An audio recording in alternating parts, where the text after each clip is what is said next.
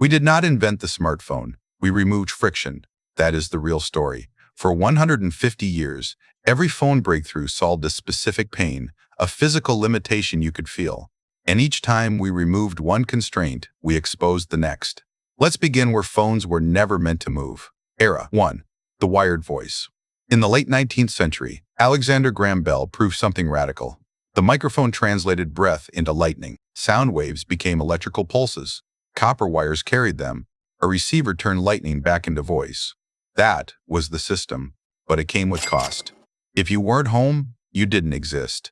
Long distance wasn't just geography. It was a price. You did not call to chat. You called to report. Every conversation required a physical circuit. Operators manually connected cables on switchboards. One call, one path, one dedicated wire. This was circuit switching. Phones were not personal devices. They were fixed coordinates in infrastructure, and wires are chains. If the voice could travel, why couldn't the person? We needed the voice to follow the human. Era 2. Cellular mobility. Mobility did not begin with smartphones.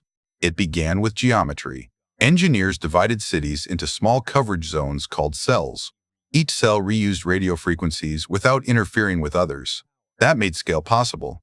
In the 1980s, Motorola released the Motorola Dynatac 8000X. It was enormous. Battery life was short. Signal quality was unstable, but it was wireless. And the miracle was not just the tower. It was the handover. As you drove 60 miles per hour, your call jumped invisibly from one cell to the next without dropping a bit. That silent transfer was the real breakthrough. Still, these were analog signals, continuous radio waves. Still circuit switched. Mobility arrived, but intelligence did not. We had freedom of movement. We did not yet have efficiency. Era 3. Digital compression and code. Second-generation networks digitized voice. Analog waves became binary packets. This allowed compression, encryption, more users per tower. And something unexpected emerged. SMS. Short message service was limited to 160 characters, not by design preference, but by the leftover slack, space inside control signals. We learned to speak in fragments, in abbreviations, in compressed emotion. Phones like the Nokia 3310 from Nokia defined this era. Replaceable batteries. Weeks of standby time, physical durability. SIM cards separated identity from hardware.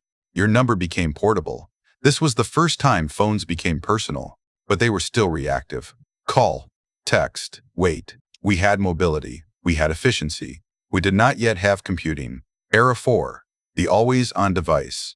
BlackBerry Limited changed one thing. Push email.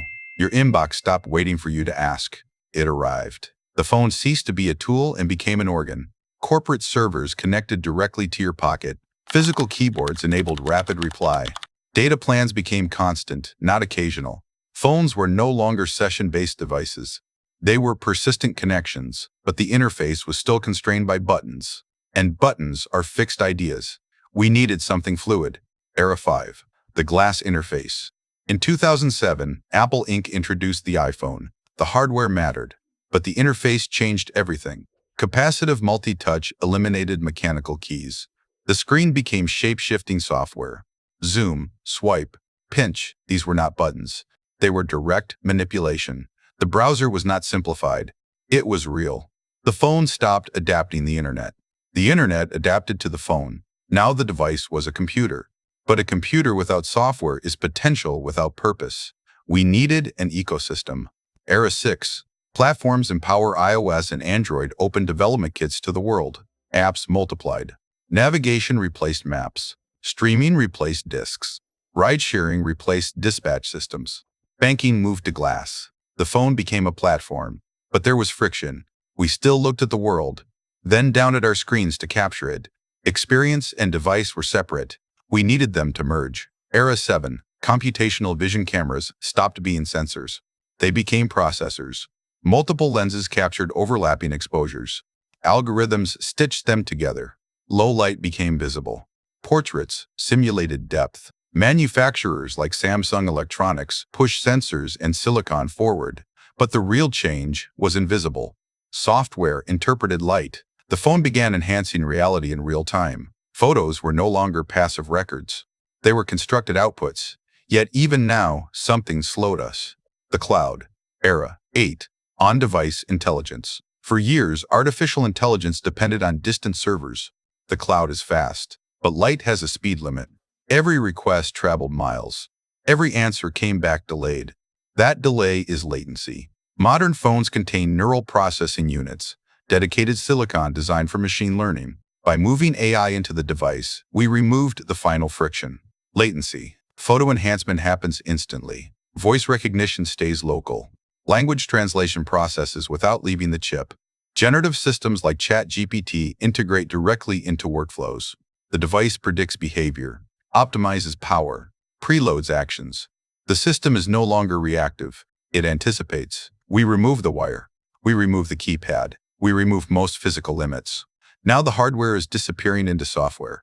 We are moving from using a device to inhabiting a network. Wearables, ambient computing, augmented layers.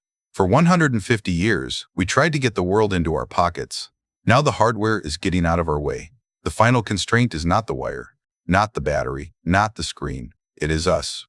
Are you ready for the phone to disappear?